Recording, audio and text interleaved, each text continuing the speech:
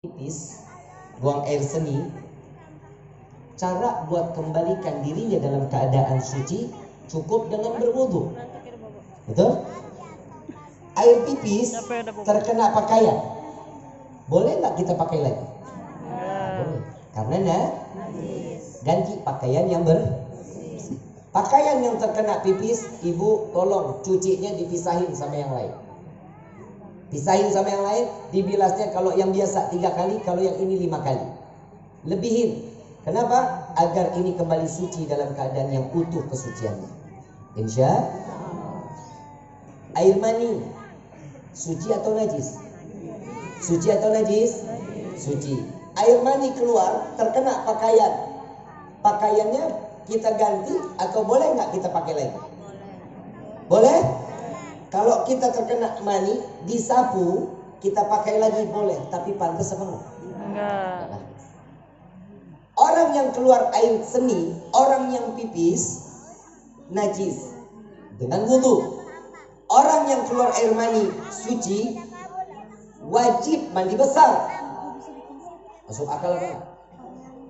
Masuk akal apa enggak? Ini kita lagi ngomongin iman nih. Kalau yang najis aja cukup berwudu, berarti yang suci buat apa ngapa-ngapain? Gak usah. Yang najis cukup wudu, berarti kalau yang suci gak usah ngapa-ngapain, orang gak gimana-gimana. Karena itu akal. Kalau akal yang dikatakan yang mandi, yang keluar mandi besar, apalagi yang najis, berendam. Betul gak? Lo kata tapi iman gak begitu. Kenapa? Orang yang saat keluar air seni cukup dengan berwudu, lalu dia menjalankan lagi, Allah baik sama kita Bapak Ibu. Coba Allahumma orang sini hidupnya beser. Tahu beser? Kencing sehari 7 kali, 5 kali, 8 kali. Kebayang kalau selesai mandi junub. Selesai keluar, mandi besar. Selesai pipis, mandi besar. Insya Allah persis kita keluarga julung-julung. Betul kan? Kenapa yang suci keluar dengan mandi besar? Karena yang saat keluar air mani itu lemah, letih, lesu. Betul Pak? Betul Pak? Lemes. Urat tadinya kencang jadi kendor. Ini saya bukan ngomong kotor Bapak, betul. Ini di dalam kitab ya begini diajarkannya. Dari mulai kencang kendor, selesai kendor badan lemas, mau ngangkat kaki udah gak kuat. Dengar Bu, saat suami keadaannya selesai lepas, jangan pernah dia usilin, cubit, kebuk, gak boleh. Gak boleh. Kenapa? Saat dia keluar itu seperti dia mengenakan heroin satu kebun. Ngefly, betul Pak. Laki-laki nggak boleh Bu digituin. Sini. Duduk dong mama gitu kan berdiri. Jangan udah selesai, tuh tidur deh. Nggak boleh. Emang begitu udah modelnya. Makanya untuk mengembalikan kesegaran wajib paham sampai sini? Iman punya mau, akal nggak boleh ngatur. Akal punya pikiran, iman nggak boleh, belum tentu harus ikut. Begitupun acara Maulid Nabi Muhammad SAW harus didasari dengan iman. Kalau bukan karena iman, kita nggak akan pernah tahu dan kita nggak akan percaya tentang peristiwa Nabi Muhammad SAW. Baik dia lahir maupun dalam Isra wal Mi'raj dan juga meninggalnya Nabi Muhammad SAW. Paham sampai sini? Paham sampai sini? Jadi perayaan Maulid wajib didasari dengan nggak boleh pakai. Ada yang bilang, Habib, perayaan Maulid membazir, buang-buang duit, buat apa? Tenda kan nyewa, snack,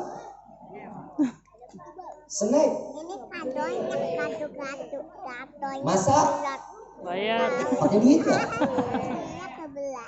Membazir nggak? Senang. Kalau saya begitu ditanya begitu, saya jawabnya dengan emosi, saya nggak pakai dalil. Duit gua. Yang capek, yang gerah, yang pantat lepek. lu yang repot. Kan? Kalau mau pakai dalil, nih dalilnya. Qul bifadlillah wa birahmatihi fabidzalika falyafrahu. Allah yang menyatakan di dalam Al-Qur'an, katakan wahai Muhammad, dengan anugerah dariku berupa rahmat, maka sampaikan kepada umatmu, bergembira, senang. Untuk apa? Lahirnya Nabi Muhammad SAW. Oh, salah. Itu ayatnya bukan ke sana. Ayatnya itu anugerah rahmat, kasih sayang Allah. Sekarang saya mau tanya, kasih sayang Allah siapa? Wa ma arsalnaka illa rahmatan. Tidak akan aku utus engkau wahai Muhammad kecuali engkau pemberi, penebar kasih sayang untuk seluruh alam. Berarti kasih sayangnya Allah siapa? Nabi Muhammad. Makanya ngaji jangan satu guru. Ngaji itu banyak guru, dan lihat gurunya itu yang sama istiqamah sama maki kita, yang sangat gurunya ini sampai kepada Rasulullah Sallallahu Alaihi Wasallam. Dia datang ke saya, ada satu orang datang ke rumah pakai tanahnya cingkrang. Saya nggak masalah, lu mau pakai tanah cingkrang, lu mau pakai tanah selutut, lu mau pakai anting ke rumah saya foto. Saya kasih, saya nggak pernah tutup pintu. Siapapun orang mau datang ke rumah saya, dari orang yang ahli sampai dari orang yang ahli sejadah sampai yang haram jadah, kumpul di rumah saya. Demi Allah, semuanya kumpul. Saya saat dia datang, Assalamualaikum, waalaikumsalam. Saya kalau di rumah pakai kaos oblong sama kain sarung. Peci saya nggak pakai. Begitu saya buka, dia tanya, Habib Rifkinya ada?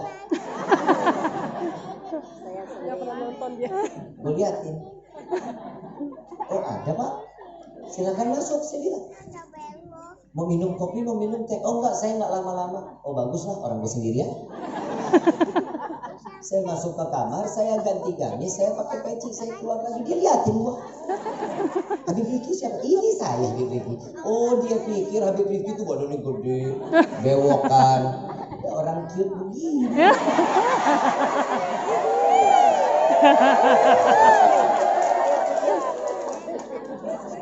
Terus dia bilang, oh ini Bapak Habib gue dipanggilnya.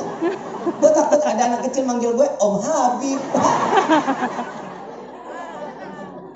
Bapak, saya mau tanya, Bapak kan gembar-gembor acara maulid, salawat, suruh orang salawat. Iya, semata karena saya ingin sama-sama kita dicintai oleh Nabi, kan begitu? Betul kan? Karena salawat itu yang mendekatkan kita kepada Allah. Mau jadi generasi Rabbani, caranya begitu. Kenalin dulu siapa nabinya. Kalau kita nggak kenal Nabi, demi Allah nggak bakal kita dekat sama Allah. Nggak bakal. Ada orang ahli maksiat, orang demen minum, orang demen zina, orang demen segala bentuk kemaksiatan, demen. Kenapa? Karena di dalam hatinya nggak ada Nabi Muhammad SAW. Kalau mereka di dalam hati ada Nabi, nggak akan mereka lakukan itu. Nggak akan. Hidupnya selalu diserahkan untuk Nabi dan Allah. Dan kayak kita nih kayak gini, kita duduk kumpul di sini ini cuma semata untuk karena Allah dan Nabi-Nya. Harapan untuk apa? Agar kita dimuliakan oleh Allah dunia, Allah muliakan kita di akhirat. Amin ya Rabbal. Berarti Bib, selama ini Habib gembar-gembor salawat, berarti salawat itu kan doa. Berarti Nabi Muhammad butuh doa dong dari kita. Oh, PA nih orang. Oh Nabi butuh doa Pak? Iya dong, berarti tidak ada jaminan kalau Nabi ini masuk ke dalam surga. Oh tolol dalam hati saya.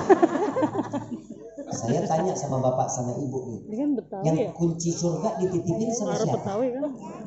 Di dalam hadis Nabi SAW, saat Nabi SAW naik sampainya di depan pintu surga, diketok pintu surga, ditanya sama malaikat Ridwan, siapa yang di luar? Siapa yang ketuk pintu surga? Saya Muhammad. Wahai Muhammad, wallahi aku diperintahkan oleh Allah, tidak akan aku buka pintu surga ini kecuali engkau yang lebih dulu masuk ke dalam surganya Allah. Ini Nabi yang ngomong. Kalau Nabi yang menyatakan itu adalah kunci surganya Allah, kalau ada orang bilang Nabi belum tentu masuk surga, itu orang sudah dijamin murtad, kafir. Tidak berarti orang tersebut memiliki iman di hadapan Allah. Saya bilang Bapak, salah Bapak. Yang maksudnya salawat itu doa buat kita. Kita berdoa dengan salawat, doa kita cepat dikabulin. Itu buat kita. Nabi gak perlu didoain Pak, udah pasti huni surga. Kita mau ngapain doain Nabi lagi? tapi kita nempel setiap doa ada nama Nabi, itu keberkahan buat kita agar doa kita cepat dikabuli oleh Allah Subhanahu. Di dalam hadis